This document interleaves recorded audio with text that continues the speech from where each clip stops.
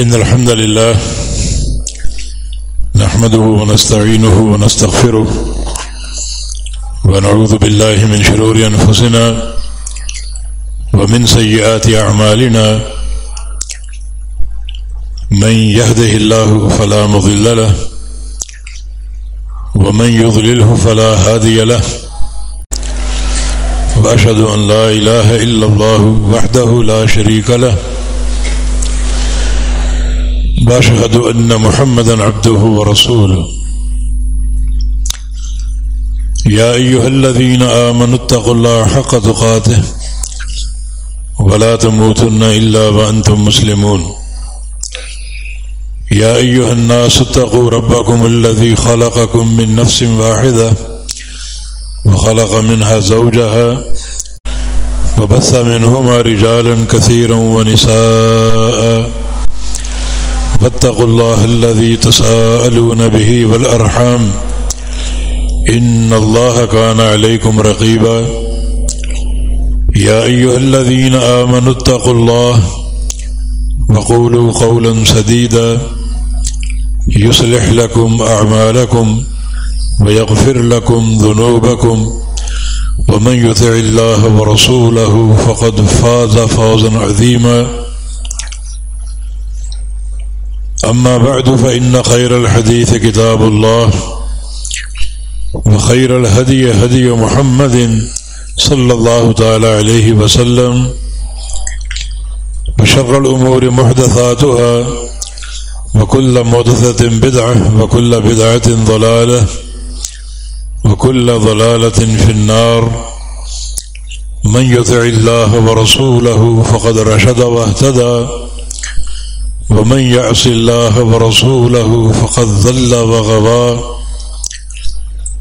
اللهم صل على محمد وعلى آل محمد كما صليت على إبراهيم وعلى آل إبراهيم إنك حميد مجيد اللهم بارك على محمد وعلى آل محمد كما باركت على إبراهيم وعلى آل إبراهيم إنك حميد مجيد سبحانك لا علم لنا إلا ما علمتنا إنك أنت العليم الحكيم رب اشرح لي صدري ويسر لي أمري واحلل عقدة من لساني يفقه قولي أعوذ بالله من الشيطان الرجيم من همزه ونفخه ونفسه بسم الله الرحمن الرحيم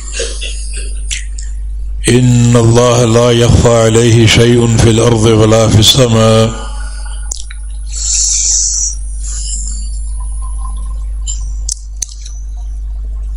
گناہوں کا معاملہ بڑا سنگین ہے. گناہ خواہ چھوٹے ہوں یا بڑے ان کی ہیبت کا ہمیشہ خوف ہمارے دلوں میں رہنا چاہیے. نبی علیہ السلام کی حدیث ایاکی ومحقرات الذنوب، آپ نے ام المومنین سے فرمایا تھا کہ چھوٹے گناہوں سے اپنے آپ کو بچانا، جس کا معنی یہ ہے کہ چھوٹے گناہ بھی سنگین ہو سکتے ہیں اور پکڑ کا باعث ہو سکتے ہیں. اور احادیث میں بعض قیامت کے مشاہد واضح ہوتے ہیں کہ ایک گناہ بھی پکڑ کا باعث ہو سکتا ہے. جیسے نبی علیہ السلام کی حدیث رأیت فی النار صاحب المحجن، میں نے جہنم میں چھڑی والے کو دیکھا تھا. گناہ کیا تھا اس کا؟ کان یسرق الحاج بمحجنہ، اپنی چھڑی سے حاجیوں کا سامان چوری کرتا تھا. چھڑی میں سامان لپیٹ لیتا اور اگر نظر پڑتی تو کہتا غلطی سے ہو گیا، مجھے پتہ نہیں چلا، اور اگر نظر نہ پڑتی تو اس سامان کو لے کے چلا جاتا. اللہ تعالیٰ نے اسی گناہ پر اس کو پکڑ لیا ہے، اسی چھڑی پر ٹیک لگائے جہنم میں کھڑا ہے۔ ایک اور حدیث، دخلت النار امرأۃ فی ہرہ، ایک عورت جہنم میں داخل ہوئی ایک بلی کی وجہ سے، رابطتھا، اس کو اس نے باندھ کے رکھا، فلا ہی اطعمتھا ولا ترکتھا تأکل من خشاش الارض، نہ اس نے اس کو خود کھلایا اور نہ اس کو چھوڑا کہ اپنی روزی خود چل پھر کے تلاش کر لے زمین میں سے۔ فماتت جوعا، وہ بلی بھوک سے مر گئی۔ اللہ تعالی نے اسی گناہ پر پکڑ لیا اسے، اور وہ جہنم میں اسی گناہ پر داخل۔ یہاں تک صحیح بخاری کی حدیث ہے، جبکہ معجم طبرانی میں یہ الفاظ زائد ہیں کہ وہ بلی اس کے ساتھ ہے اور اس کو نوچ رہی ہے، یعنی جہنم کے عذاب کے ساتھ ساتھ یہ ایک اضافی عذاب کہ وہ بلی اس پر مسلط ہے اور اس کو مستقل نوچ رہی ہے۔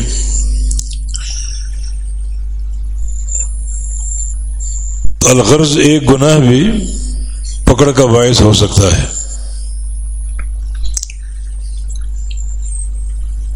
اور گناہوں کی سنگینی کا ایک پہلو یہ ہے کہ کوئی گناہ چھپا ہوا نہیں رہ سکتا۔ قیامت کے دن جو لوگ اپنا نامہ اعمال پڑھیں گے تو کہیں گے کہ یا ویلتنا ما لہذا الکتاب لا یغادر صغیرۃ ولا کبیرۃ الا احصاها،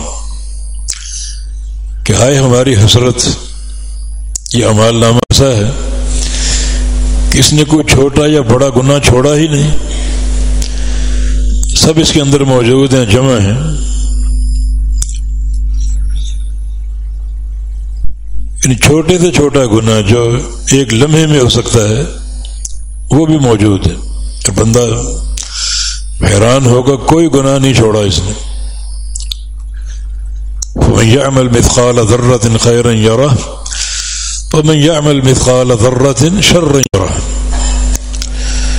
جو بندہ ایک ذرے کے برابر نیکی کرے گا وہ قیامت کے دن دیکھ لے گا، اور جو بندہ ایک ذرے کے برابر گناہ کرے گا وہ قیامت کے دن دیکھ لے گا۔ ذرے کی تعریف کیا ہے؟ ذرہ دنیا کی ایسی شے کا نام ہے جس سے چھوٹا کوئی کچھ نہ ہو، چھوٹی کوئی چیز نہ ہو، یعنی سب سے چھوٹی چیز ذرہ ہے۔ اور عرب میں، لغت عرب میں جو چھوٹی چونٹی ہوتی اس کو بھی ذرہ بولتے۔ ہر گناہ بندہ دیکھے گا، ہر نیکی بھی دیکھے گا، اس کا معنی کوئی گناہ پوشیدہ نہیں ہے۔ قیامت کے دن نیکی اور گناہوں کے تعلق سے 4 گواہیاں ہوں گی، 4 شہادتیں ہوں گی، تو ان کو دیکھ لیں آپ، پھر اندازہ لگیں گناہ چھپ سکتا ہے کوئی۔ پہلی شہادت اللہ تعالیٰ کی، اور اللہ کا تعارف کیا ہے؟ ان اللہ لا يخفى علیہ شیء فی الارض ولا فی السماء، اللہ تعالیٰ پر کوئی چیز پوشیدہ نہیں، نہ زمینوں میں نہ آسمانوں میں، کوئی گوشہ اس سے مخفی نہیں ہے۔ آگے اللہ نے مثال دی ہے، هو الذی یصورک فی الارحام کیف یشاء، کہ اللہ وہ ذات ہے جو ماں کے رحم میں تمہاری تصویر بناتا ہے جیسے چاہتا ہے۔ ان رحم مادر میں اللہ تمہاری تصویر بناتا ہے، تمہارے جسم کے ایک ایک نقش کو اللہ تعالیٰ ترتیب دیتا ہے۔ اور یخلقکم فی بطون امہاتکم خلقا من بعد خلق فی ظلمات 3، اور یہ معاملہ 3 اندھیروں میں ہوتا ہے، یہ ماں کے پیٹ کا اندھیرا، اور پھر رحم کا اندھیرا، اور رحم کے اندر ایک وہ جھلی جس میں بچہ ہوتا ہے اس کا اندھیرا. دن بھی گزرتے ہیں، راتیں بھی گزرتی ہیں، اور اللہ ان اندھیروں میں تمہاری تصویر بناتا ہے.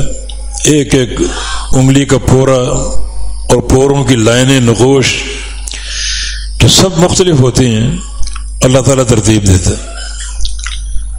تو اس ذات سے کون سی چیز مخفی؟ جس ذات نے حساب لینا ہے، اور سب سے بڑی گواہی اس کی ہوگی بندوں کے اعمال کی. تو ایسا کوئی دنیا میں کونا ہے جہاں انسان چھپ جائے، اللہ کی نظر سے چھپ جائے، اللہ کی نگرانی سے چھپ جائے؟ کوئی ایسا کونا نہیں. تو کوئی گناہ ایسا ہے ہی نہیں جو اللہ تعالیٰ سے پوشیدہ ہو اور مخفی ہو. دوسری گواہی کرامن کاتبین کی. دو فرشتے مامور ہیں، ایک دائیں کندھے پر، دوسرا بائیں کندھے پر، ہر وقت ساتھ. آپ سو رہے ہوں، جاگ رہے ہوں، سفر میں ہوں، حضر میں ہوں، خلوت میں ہوں، جلوت میں ہوں، وہ فرشتے آپ کے ساتھ ہیں. ایک فرشتے کی ڈیوٹی آپ کی نیکیاں لکھنا ہے، اور دوسرے کی ڈیوٹی گناہ لکھنا ہے، اور ان کا ہمیشہ کا ساتھ.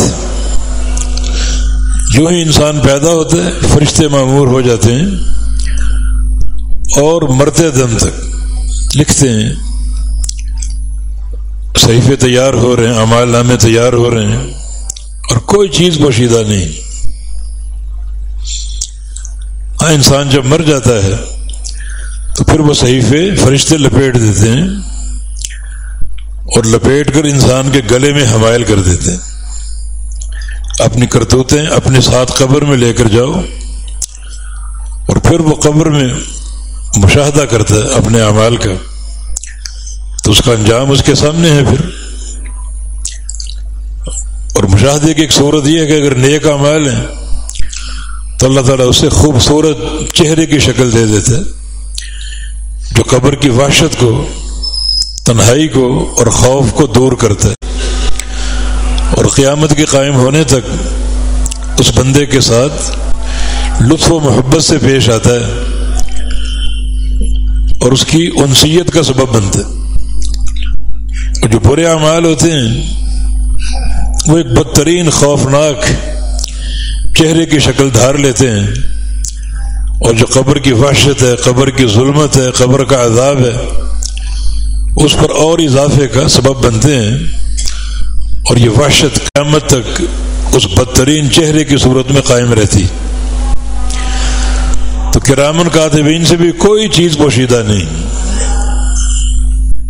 تیسری گواہی زمین کی ہے. یومئذ تحدث اخبارہا، کہ اس دن زمین اپنی خبریں اگلے گی، اپنے راز کھول دے گی، اور زمین بھی پوری بندے کی رازدان ہے. بندہ بتائے وہ کوئی ایسا لمحہ جو زمین سے ہٹ کر ہو، زمین کے ساتھ اس کا تعلق ہے، فضاؤں میں اڑ رہا ہو پھر بھی زمین کے ساتھ رابطہ موجود ہے.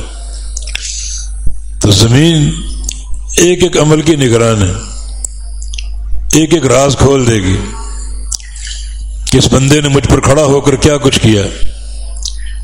نیک اعمال بھی ہو سکتے ہیں، برے اعمال بھی ہو سکتے ہیں. تو زمین کی گواہی بھی قیامت کے دن مطلوب ہوگی. وجہ کیا ہے؟ اللہ تعالی اپنے عدل کی حجت قائم کرے گا. مالک یوم الدین، وہ روز جزا کا مالک ہے. جب وہ قیامت کے دن حساب لینے کے لیے آئے گا تو یہ کہتا ہوا آئے گا، ان الملک و ان الدیان، میں ہوں بادشاہ اور میں ہوں عدل قائم کرنے والا. عدل کی حجت قائم ہوگی کہ تیری زمین تھی، تیری رازدان ہے، ایک ایک چیز کی گواہی دے رہی. کوئی لمحہ ایسا نہیں انسان زمین سے ہٹ کر ہو، کہ زمین سے باہر یا زمین سے دور ہو. چوتھی گواہی بندوں کے اعضاء کی. تو کیا اعضاء کاٹ دیتے ہو؟ ہر وقت آپ کے ساتھ، آنکھیں آپ کے ساتھ ہیں، زبان آپ کے ساتھ ہے، ہاتھ پاؤں آپ کے ساتھ ہیں. سارے عذاب کے ساتھ، ان اعضاء سے ہی سارے کام انجام دیتے ہو، وہ نیکیاں ہوں یا جرائم ہوں، جو بھی ہوں ان اعضاء کے ساتھ ہی ہے، اور یہ اعضاء قیامت کے دن گواہی دیں گے۔ الیوم نختم علی افواہہم وتکلمنا ایدیہم وتشہد ارجلہم، زبانوں پر مہر لگا دیں گے۔ بعد بندے زبانوں سے انکار کی کوشش کریں گے، یہ ہمارے گناہ نہیں ہیں، انکار کر رہے ہو، زبان پر مہر لگ گئی۔ اب آنکھیں بول رہی ہیں، کان بول رہے ہیں، زبان بول رہی، ہاتھ بول رہے ہیں، پاؤں بول رہے ہیں، زبان پر تو مہر لگ چکی، وہ گناہوں کا انکار کر رہی ہے کہ میں نے یہ گناہ نہیں کیے۔ تو اللہ تعالیٰ نے اپنا عدل قائم کرنا ہے، تو اعضاء کی گواہی لے گا۔ اب بندہ اعضاء کو جھنجھوڑے گا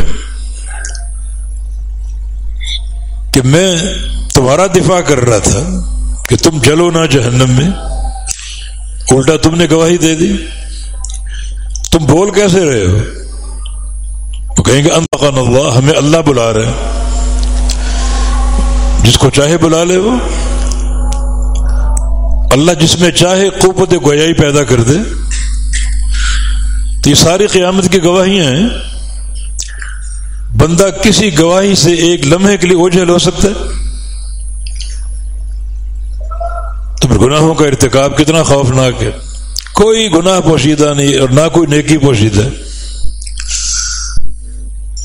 اللہ تعالیٰ نیکیوں کا قدردان ہے اور گناہوں کی سزا دینے پر وہ قادر، اس کی مشیت کا معاملہ ہے، چاہے تو سزا دے دے، چاہے تو معاف کر دے، مگر معافی عقیدہ توحید کے ساتھ ہے، کلمہ لا الہ الا اللہ کے ساتھ۔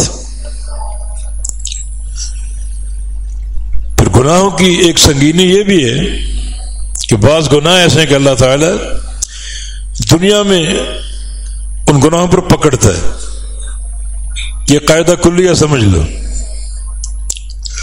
نبی علیہ السلام کی حدیث ہے کہ بابان معجلۃ العقوبۃ ما فی الدنیا، البغی والعقوق۔ مستدرک حاکم کی حدیث اور صحیح سند کے ساتھ ہے، دو دروازے جن کی سزا جلدی ملتی، دنیا میں ملتی، وہ انسان کو محسوس ہو یا نہ ہو، مگر دنیا میں ان کی سزا ملتی ہے۔ ایک البغی، ظلم، اور والعقوق، اور ماں باپ کی نافرمانی، اور ایک حدیث میں قطیعۃ الرحم بھی ہے، رشتوں کو توڑنا، رشتوں کو توڑنا جانتے بوجھتے۔ یہ تین گناہ ایسے ہو گئے جن کی سزا دنیا میں مل سکتی، اللہ تعالیٰ پکڑ لے، مواخذہ کر لے، پھر نہ کوئی دولت کام آئے گی، نہ کوئی عہدہ کام آئے گا۔ اور ایک بات پر غور کرو، ان تینوں گناہوں کا تعلق جو ہے وہ اللہ کے بندوں کے ساتھ ہے، اللہ کے بندوں کو اذیت دینا۔ ظلم بھی کیا ہے؟ اللہ کے بندوں کو اذیت دینا، مظلوم بندے۔ اور اللہ فرماتا ہے لانصرنک ولو بعد حین، میرے مظلوم بندے میں تیری مدد ضرور کروں گا، کچھ وقت کے بعد کروں، یہ میری حکمتیں ہیں، فوراً پکڑ سکتا ہوں، مدد کر سکتا ہوں، مگر کچھ وقت تجھے آزماؤں، تیرے صبر کو آزماؤں، کیونکہ یہ صبر بھی اجر عظیم کا باعث ہوگا، تیرے لیے بہتر ہے۔ یہ فوری مدد کر دوں، فوراً ظالم کو پکڑ لوں تو یہ بھی اچھی بات ہے، لیکن کچھ ڈھیل دے دو، تیرے صبر کا امتحان لے لوں، جتنا امتحان ہوگا تیرے صبر کا اتنا جنت میں درجے اونچے ہوتے جائیں گے، بلند ہوتے جائیں گے، تیری مدد ضرور کروں گا۔ تو ظلم ایک ایسا گناہ ہے جس کی عقوبت دنیا میں ملے گی، اور حقوق، والدین کی نافرمانی، اور تیسرا قطیعۃ الرحم، رشتوں کو توڑنا، وہ رشتے جو باپ کی طرف سے ہوں یا ماں کی طرف سے، دو ہی طرح کے رشتے ہوتے ہیں، کسی بھی رشتے کو توڑنا، صرف ایک بنیاد ہے عقیدے کی، توحید کی بنیاد پر رشتہ توڑ سکتے ہیں، لیکن شرط یہ ہے کہ رشتہ توڑنے میں فائدہ ہوتا ہو۔ بعض رشتہ آپ توڑ دیتے ہیں، وہ کہتا ہے میں کہ بھاڑ میں جاؤ، میری طرف سے جاؤ، دفع ہو جاؤ، وہ پرواہ نہیں کرتا۔ اور بعض کا رشتہ توڑتے ہیں تو اس کو بڑی فکر ہوتی، تشویش ہوتی۔ تو یہ ایک موقع ہو سکتا ہے آپ کے قریب آئے، آپ کی بات سنیں، تو باقی ایسی کوئی جواز نہیں ہے شریعت میں کہ رشتے کو توڑ دیا جائے۔ اس کی سزا دنیا میں ضرور ملے گی۔ تو ایسے بہت سے گناہ ہیں جن پر پکڑ ہو سکتی۔ یہ گناہوں کی سنگینیاں ہیں۔ کچھ گناہ ایسے جو ناقابل بخشش ہیں، یہ تو شرک ہے۔ ان اللہ لا یغفر ان یشرک بہ، اللہ شرک کو معاف نہیں کرتا، مشرک کے لیے معافی نہیں۔ بدعت ہے، ان اللہ حجب التوبۃ عن کل صاحب بدعت، اللہ تعالی نے بدعت انسان سے توبہ کو چھپا دی ہے۔ نمبر ایک، اس کو توبہ کی توفیق ہی نہیں ملتی، اور نمبر دو، اگر توبہ کرتا ہے توبہ قبول نہیں ہوگی جب تک بدعت پر قائم ہے۔ معلوم یذا بدعت ہو، ایک حدیث میں، جب تک بدعت چھوڑ نہیں دیتا اس کی توبہ قابل قبول نہیں۔ تو اللہ توبہ کی توفیق ہی نہیں دیتا، حالانکہ توبہ اللہ کا محبوب عمل ہے۔ اللہ افرح بتوبۃ عبدہ، اللہ تعالیٰ سب سے زیادہ بندے کی توبہ پر خوش ہوتا ہے۔ جو عمل اللہ کی خوشی، محبت اور رضا کا باعث ہے، اللہ اس کو چھپا رکھتا ہے بدعت انسان سے، اس کو توبہ کی توفیق ہی نہیں ملتی۔ اور توبہ کرتا بھی ہے تو جب تک بدعت پر قائم ہے توبہ قبول نہیں ہوگی۔ یہ بھی گناہوں کی سنگینی ہے۔ ایک اور حدیث رسول اللہ صلی اللہ علیہ وسلم کی مسند احمد میں، کل امتی معافن الا المجاہرین، میری پوری امت بخشش کی مستحق ہے، معافی کی مستحق ہے، سوائے مجاہرین کے۔ مجاہر جہر سے ہے، اعلانیہ کوئی کام کرنا، اس کے دو معنی ہیں۔ ایک ہے اعلانیہ گناہ کرنا، یہ انسان کو شرم نہیں آتی، کم سے کم چھپ کر گناہ کر لے، چھپ کر توبہ بھی کر لے، مگر اس قدر بے حیا اور بے شرم ہے کہ دنیا دیکھ رہی اور گناہ کر رہا ہے۔ یہ اعلانیہ گناہ ہے۔ معاشرے میں جا کر دیکھیں بہت سے گناہ ایسے ہو رہے ہیں۔ مجاہر کا دوسرا معنی یہ کہ گناہ تو چھپ کر کیا مگر دوستوں میں ڈھینگے مار رہے ہیں، رات ہم نے یہ کر دیا اور وہ کر دیا۔ اللہ نے پردہ ڈال رکھا ہے، چھپ کر گناہ کیا، اللہ نے پردہ ڈال دیا، اور وہ خود ہی اس پردے کو فاش کر رہے ہیں، ڈھینگے مار رہے کہ میں نے رات فلاں جناب محفل موسیقی اٹینڈ کی اور رات میں نے فلاں گناہ کیا، فلاں گناہ کیا دوستوں میں۔ یہ بندہ معافی کے قابل نہیں، خود اللہ کے ستر کو توڑ رہا ہے، اللہ کے پردے کو توڑ رہا ہے، اس کی پردہ پوشی کو خود توڑ رہا ہے۔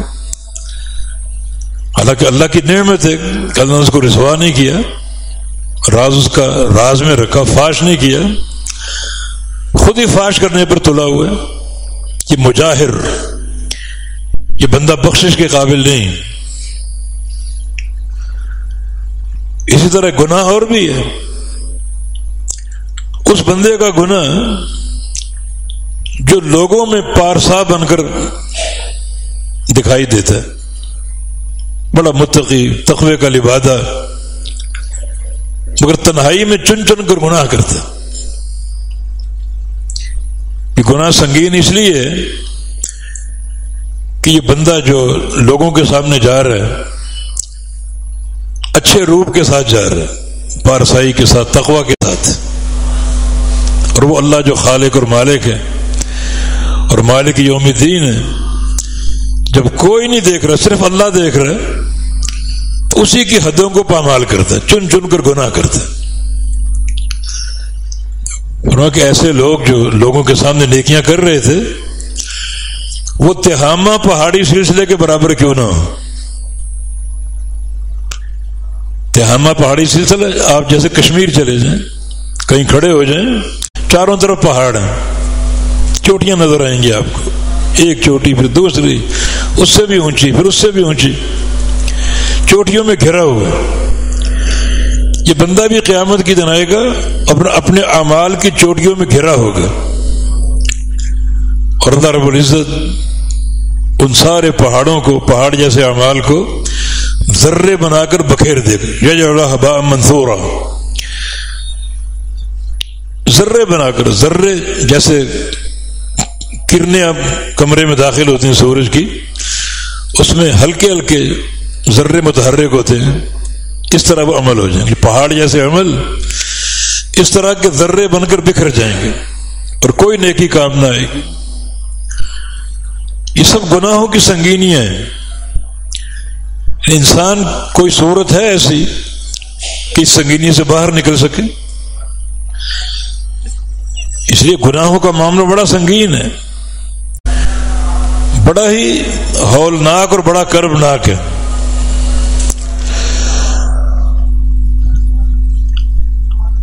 ہمیشہ تعلق باللہ کی شکل اور توبہ اور استغفار کی شکل بندہ اپناتا رہے اور قائم رکھے. ایسے اسباب تلاش کرے جو گناہوں کی بخشش کا باعث ہے، اور سب سے مرکزی سبب توبہ اور استغفار. اللہ تعالیٰ کا انعام ہے کہ اس نے توبہ کے دروازے کو محدود نہیں رکھا بلکہ لامحدود رکھا. جامع ترمذی کے حدیث ان اللہ یقبل توبۃ عبدہ ما لم یغرغر، اللہ اپنے بندے کی توبہ قبول کرتا رہتا ہے جب تک اس کی جان حلق میں نہ پھنس جائے. جان حلق میں پھنسی اب توبہ قبول نہیں ہوگی، بس یہ آخری وقت ہے. ہماری عمر اگر 100 سال ہے، 90 سال ہے، تو ساری عمر توبہ کے لیے موجود ہے، کھلی ہے، جب چاہو توبہ کر لو. بس توبہ سچی ہو اور کوئی شرط نہیں. سچی توبہ کے 3 معنی ہیں. گناہ کو چھوڑ دے اور آئندہ نہ کرنے کا عزم کر لے، اور اس گناہ پر ندامت اور پشیمانی اور شرمندگی ہو. اللہ تعالیٰ یہ 3 چیزیں دیکھ لے. وہ ذات جس سے کوئی چیز پوشیدہ نہیں، بندے کے ظاہر کو جانتا ہے، باطن کو جانتا ہے، توبہ کرنے والے کے معاملے کو جانتا ہے، یہ توبہ کیسی کر رہا ہے. یہ 3 چیزیں موجود ہیں. اللہ فوراً صلح کر لیتا ہے، بندے کی بات مان جاتا ہے، سارے گناہ اللہ تعالیٰ مٹا دیتا ہے. یہ توبہ کا دروازہ اس کا احسان عظیم ہے. تو گناہ سنگین تو ہیں، مگر گناہوں کی بخشش اللہ نے بڑی آسان بنا دی. یہ اللہ تعالیٰ کی مخلوق، اللہ کے بندے ہیں، ان پر کوئی تکلیف آ جائے اللہ گناہ جھاڑ دیتے. یہ بھی ایک سبب ہے، یہ امراض اور یہ تکلیفیں گناہوں کا کفارہ بنتی ہیں.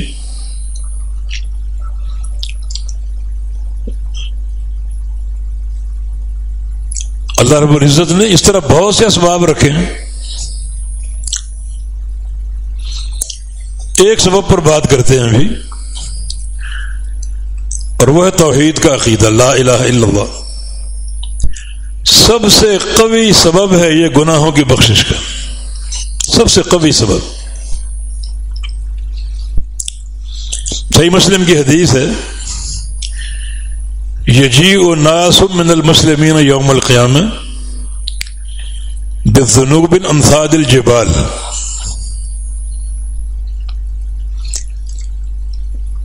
قیامت کے دن کچھ لوگ آئیں گے، مسلمان ہوں گے، مسلم،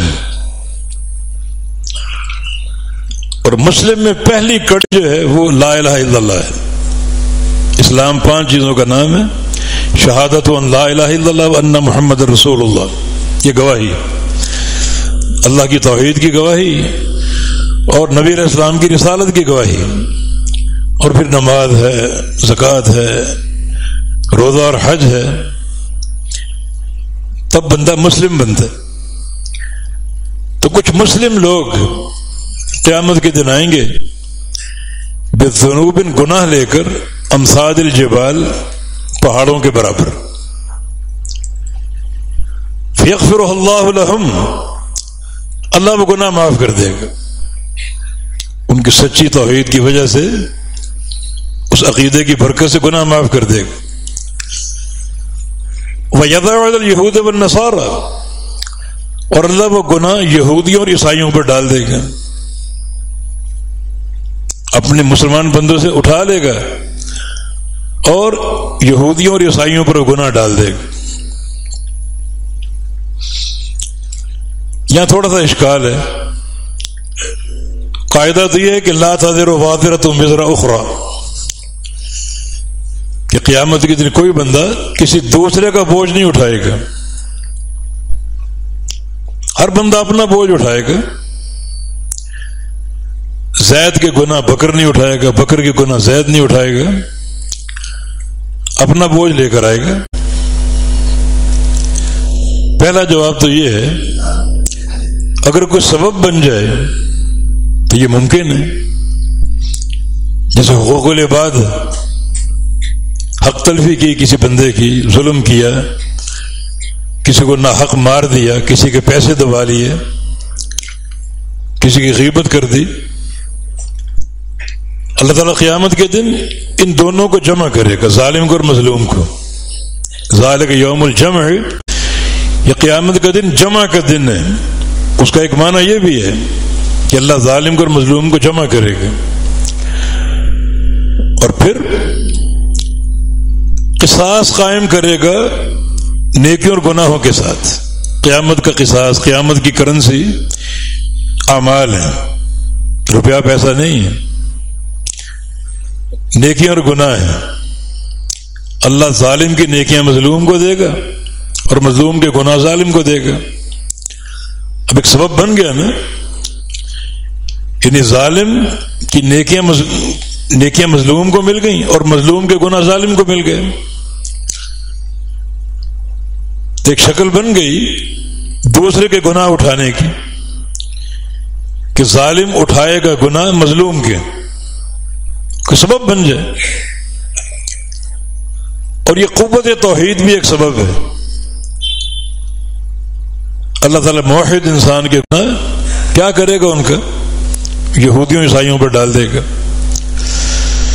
ایک سبب ہے، بڑا قوی سبب ہے. جتنی قوت کے ساتھ توحید ہوگی اتنا یہ عمل زیادہ حاصل ہوگا.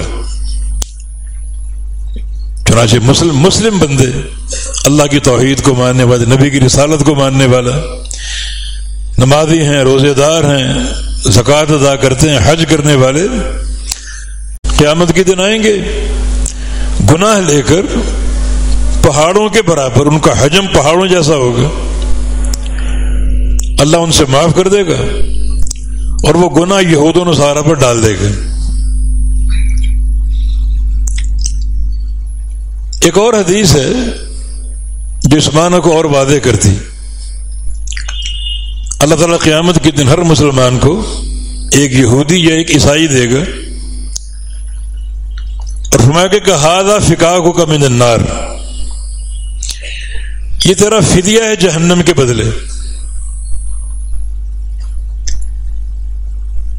تیرے بدلے یہ جہنم میں جا رہے ہیں. اس کا معنی یہ ہے، نبی علیہ السلام کی حدیث ہے، ہر بندے کے 2 ٹھکانے تیار ہیں. ہر بندے کے، مسلمان ہو یا کافر ہو، ایک ٹھکانہ جنت میں، ایک جہنم میں. ہر بندے کا جنت میں بھی موجود ہے، جہنم بھی موجود ہے.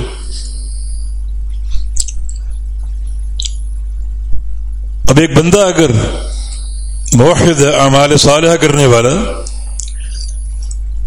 تو اس کا ٹھکانہ جنت.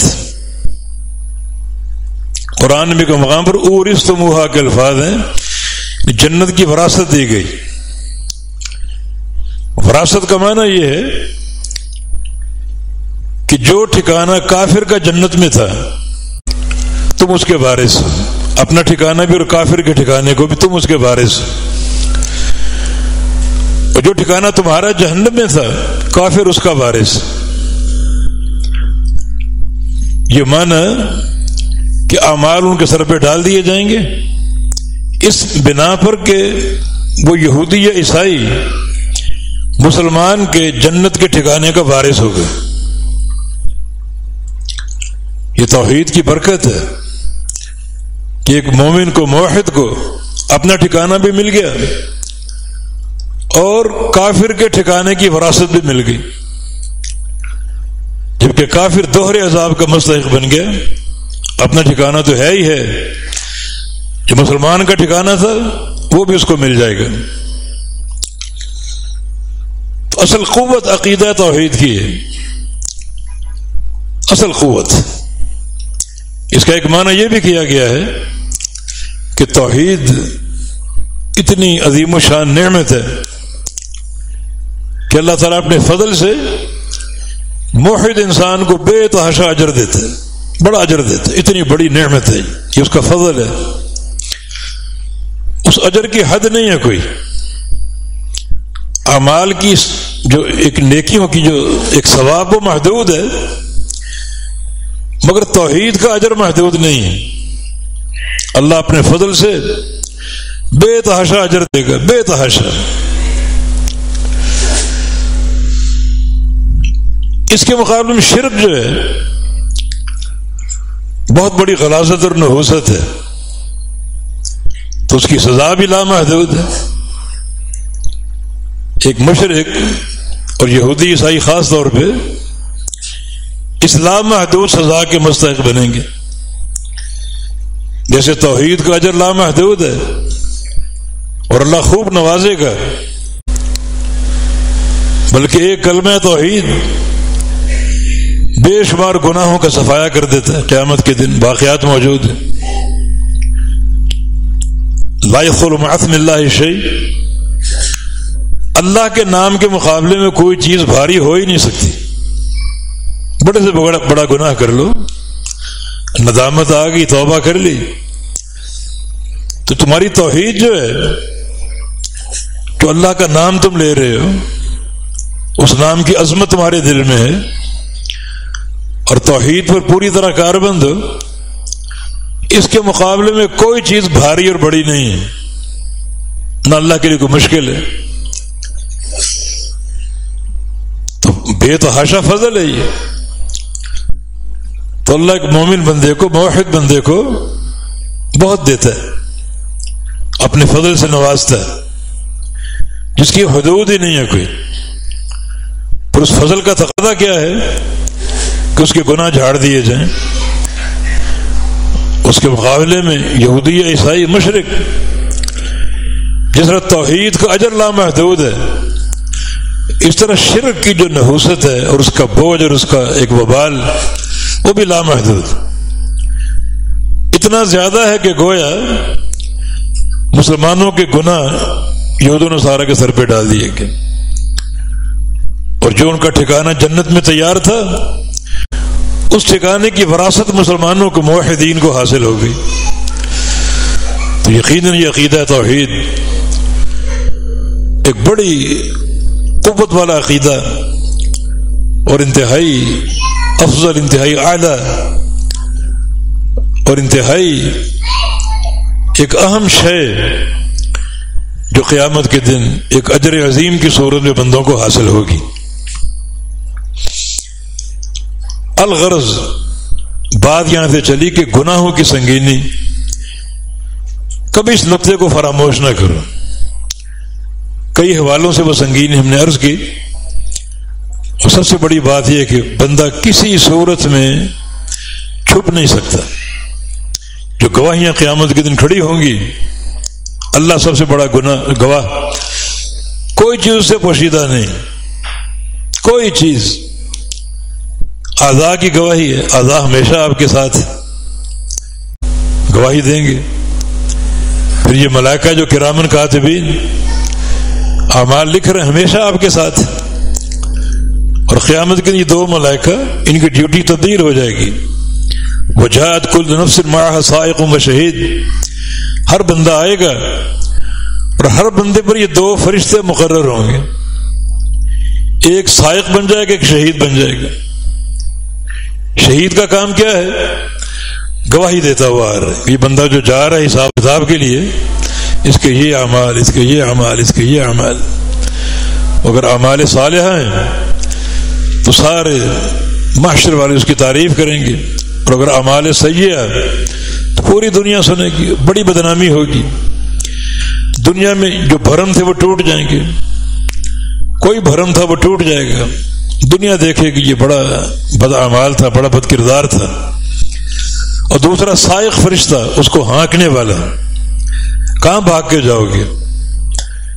فرشتہ پوری نگرانی کرے گا اور تم کو ہانکتا ہوا اللہ کے دربار میں پیش کر دے گا۔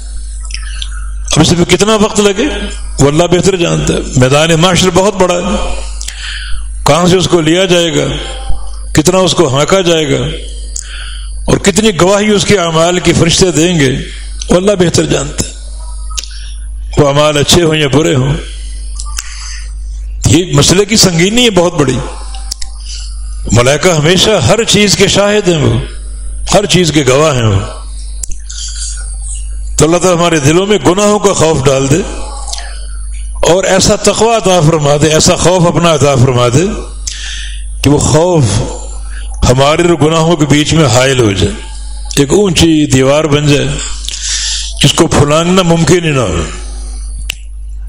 اگر یہ تقویٰ آ جائے تو اس میں سب کچھ ہے، دنیا کی بہتری، آخرت کی بہتری۔ وَمَن يَتَّقِ اللَّهَ يَجْعَل لَّهُ مَخْرَجًا وَيَرْزُقْهُ مِنْ حَيْثُ لَا يَحْتَسِبُ۔ جو بندہ تقویٰ اختیار کر کے بیٹھا رہے اور تقویٰ کے مطابق عمل کرے، اللہ اس کو مخرج دے گا۔ مخرج بولتے ہیں نکلنے کا راستہ، نکلنے کا راستہ۔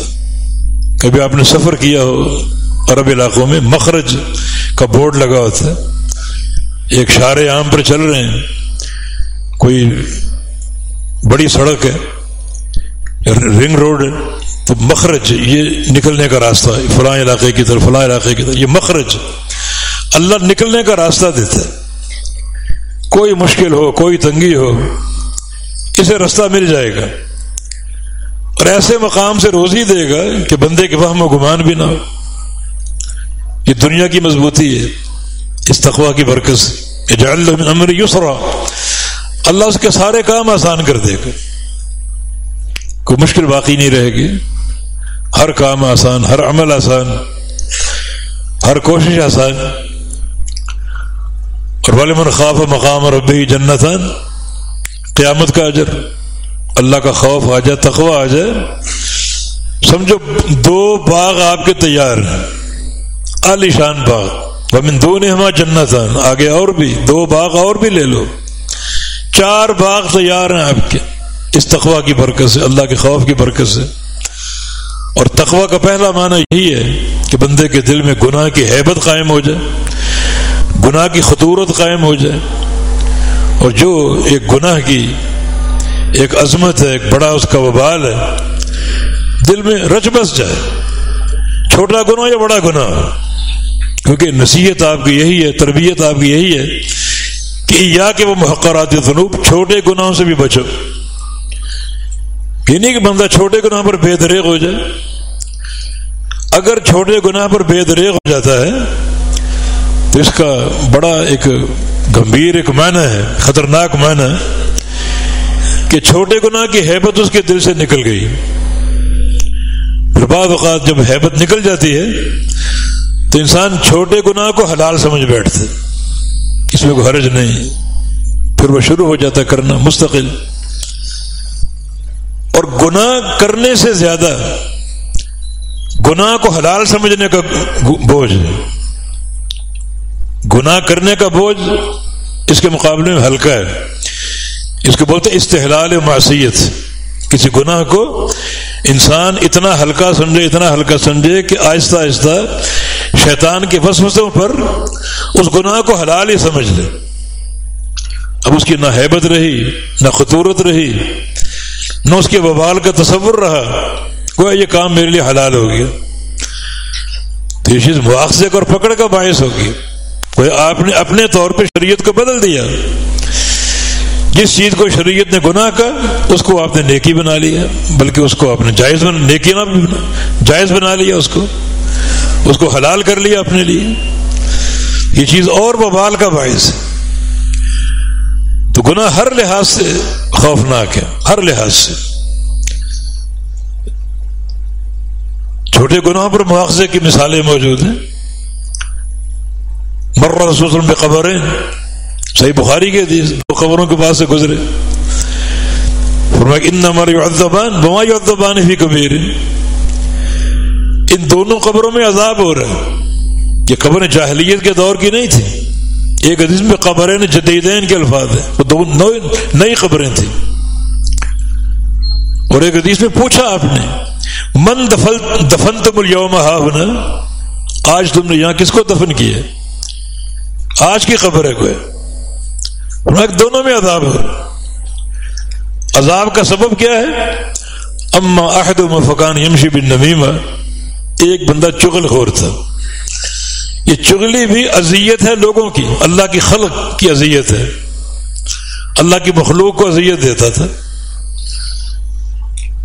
ان ساری مثالوں سے یہ بات واضح ہو رہی ہے کہ جو آپ کے اعمال، جو آپ کی حرکتیں اللہ کی مخلوق کی اذیت کا باعث ہے، وہ زیادہ خطرناک بھی ہو سکتی اور دنیا میں پکڑ کا باعث بھی ہو سکتی.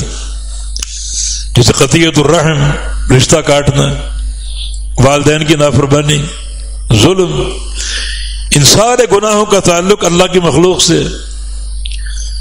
تو اللہ کی خلق کیا ہے؟ اللہ کی خلق واللہ ارحم بعبادہ من ہذہ لولدہا، اللہ اپنے بندوں کو سے جو پیار کرتا ہے وہ اس ماں سے زیادہ ہے جس ماں کی گود میں نومولود بچہ ہو. نومولود بچہ کتنا ماں کو پیارا ہوتا ہے.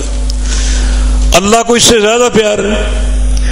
جس خلق سے اللہ کو پیار ہے اس خلق کو آپ اذیت دیں، ان کی آپ غیبتیں کریں، ان پر ظلم کریں. اور ماں باپ تو ایک بڑا قریبی رشتہ، ان کی نافرمانی کریں، ان کے آگے چیخیں اور چلائیں. یہ چیز کتنا مواخذے کا باعث ہے. تو پکڑ ہو گئی تو قبر میں. یہ چغل خور تھا اور یہ استنجا میں احتیاط نہیں کرتا تھا. استنجا میں احتیاط نہ کرنے کا معنی یہ کہ نمازیں بھی یوں ہی چل رہی تھی، کپڑے ناپاک، جسم ناپاک، اس کو ہوش ہی نہیں تھا، خیال ہی نہیں تھا. پھر نماز کہاں وہ قابل قبول ہوگی جب استنجا میں احتیاط نہیں.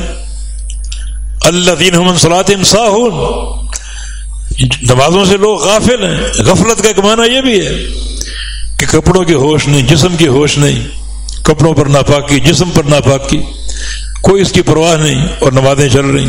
مانا نمازوں سے غافل ہے. جو نمازوں کے تعلق سے بیدار ہے وہ ان ساری چیزوں کا خیال رکھتا ہے، کپڑوں کا، لباس کا، جسم کا خیال رکھتا ہے. تو یہ اعمال یہ سنگین نہیں، قبر میں مواخذے کا باعث بن گئے. حدیثیں موجود ہیں، سود خور اس کا عذاب قبر میں اللہ کے نبی کو دکھایا گیا. ایک حوض میں وہ سود خور جل رہے ہیں اور رنگ اس کا سرخ تیل جہنم سے گرم کیا ہوا، اس میں ان کو ڈال دیا گیا. سود خور لوگ، کھلا حوض ہے، نکلنے کی کوشش کرتے تو کنارے پر فرشتے کھڑے ہیں مستعد، ہاتھوں میں پتھر ہیں بڑے بڑے. کوئی نکلتا تو اس کے منہ میں پتھر ڈال دیتے اور دوبارہ اس کو اس حوض میں دھکیل دیتے. پتھر ڈالنے کا معنی یہ کہ دنیا میں سود کھاتے تھے، اب یہ کھاؤ، کھا کر دکھاؤ. یہ اذیت ہی اذیت ہے. ایک برتن میں زانی مرد اور عورتیں، ان کو سزا دی جا رہی. یہ بھی لوگوں کی عزتوں پر ڈاکہ ڈالنا، عزتوں کو لوٹنا. یہ سارے اکثر گناہ جو ہیں ان کا تعلق بندوں کی اذیت سے ہے. اور پکڑ دنیا میں ہو سکتی ہے، قبر میں ہو سکتی ہے. اللہ کا ایک ہی حق ہے، حق توحید. سارے حقوق پر بھاری، اس میں اگر گڑبڑ کرو گے، شرک اختیار کرو گے، بدعت اختیار کرو گے، وہ ناقابل معافی، سب سے بھیانک جرم ہے۔ اور اگر حق توحید کی حفاظت کرو گے تو اس کے فائدے آپ نے سن لیے، اللہ کتنا اجر عظیم دے گا، اور کس قدر اللہ تعالیٰ کفار کے ٹھکانوں کی وراثت آپ کو دے دے گا۔ جنت میں موجیں ہی موجیں، آپ کا ٹھکانہ بھی ہو گیا اور کفار کا ٹھکانہ بھی آپ کو مل گیا بطور وراثت کے۔ اور جو کفار کے جو آپ کی نیکیاں ہیں وہ آپ کے کام آ گئیں، بالخصوص توحید کی نیکی، اور گناہ ہیں تو اللہ تعالیٰ وہ کفار پر ڈال دے گا، جس کے کئی معنی ہم نے عرض کر دیے۔ تو اللہ تعالیٰ ہمیں توفیق دے کہ ہم ان مسائل کو سمجھیں اور اپنی اصلاح کریں، حتی الوسعت گناہوں سے بچیں، چھوٹے گناہ ہوں بڑے گناہ ہوں، ہر گناہ خطرناک ہے، حتی الوسعت اجتناب کریں، اور تقویٰ کا راستہ، اللہ کے خوف کا راستہ اور اعمال صالحہ کا راستہ اختیار کر لیں۔ ان الانسان لفی خسر الا الذین آمنوا وعملوا الصالحات، ہر بندہ خسارے ہیں، بس جو ایمان لے کر عمل صالح کرے وہ خسارے سے بچا ہوا ہے، باقی سارے انسان خسارے میں ہیں، خسارہ لے کر پیدا ہوتے ہیں، ماں کے پیٹ سے نکلتے ہیں بالکل جاہل ہوتے ہیں، خسارہ ان کے ساتھ ہوتا ہے، نکلنا آپ نے خود ہے۔ کیسے؟ الا الذین آمنوا، ایمان، عقیدہ، توحید، وعملوا الصالحات اور نیک عمل، خسارے سے آپ نکل آئیں گے۔ واللہ تعالی ولی التوفیق۔ اقول قولی هذا واستغفر اللہ لی ولکم وآخر دعوانا ان الحمد للہ رب العالمین۔